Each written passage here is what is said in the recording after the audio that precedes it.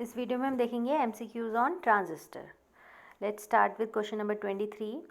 If an emitter current in a transistor is 2 milli ampere, the collector current will be nearly. तो जो collector current होती है वो nearly same होती है एमिटर करंट के, क्योंकि बेस करंट बहुत कम फ्लो हो रही होती है। ठीक है, तो इसका आंसर हो जाएगा 2 milli ampere.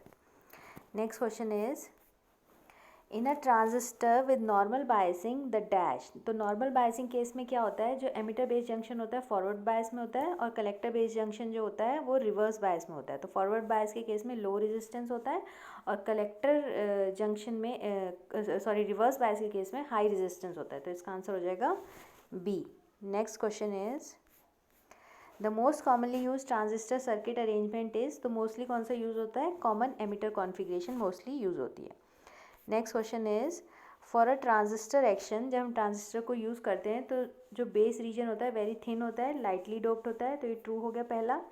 Second is the emitter junction should be forward bias and collector junction should be reverse bias. तो emitter base junction forward bias में होना चाहिए, collector base junction reverse bias में होना चाहिए, ये भी ट्रू है। Next is the emitter should be heavily doped होना चाहिए so that it can supply the required amount of majority carrier, so that कि majority of charge carrier emitter से collector की तरफ flow हो सके। तो ये heavily doped होना चाहिए, तो ये भी true है।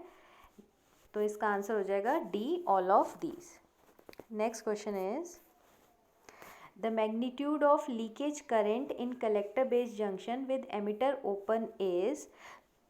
तो जो मैग्नीट्यूड होता है लीकेज करंट का, जो मेनली लीकेज करंट होती है डिपेंड करती है टेम्परेचर पे। ठीक है, तो जब टेम्परेचर इंक्रीज होता है तो इसकी वैल्यू भी इंक्रीज हो जाती है। तो इसका आंसर हो जाएगा C. So the magnitude of leakage current in a collector base junction with emitter open is increases with increase in temperature, क्योंकि लीकेज करंट किस पे डिपेंड करती है, टेम्परेचर पे। तो इसका आंसर हो जाएगा सी।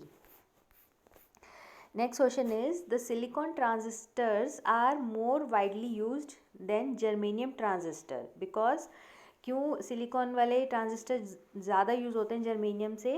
तो इसका आंसर हो जाएगा A, they have smaller leakage current. उनमें लीकेज करंट स्मॉल फ्लो होती है, ठीक है, स्मॉलर होती है।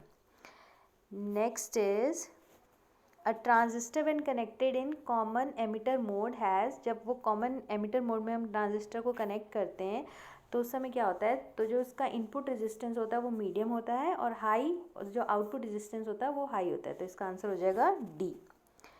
Next question is a common emitter amplifier circuit are preferred over common base amplifier circuit because they have। तो कॉमन एमिटर वाला mostly use होता है, क्यों, क्योंकि इसका आंसर हो जाएगा बी, क्योंकि उसका जो एम्पलीफिकेशन फैक्टर होता है वो लार्ज होता है, तो उसकी बीटा की वैल्यू क्या होती है, हाई होती है। तो इसका आंसर हो जाएगा B. So this is for now, thanks for watching.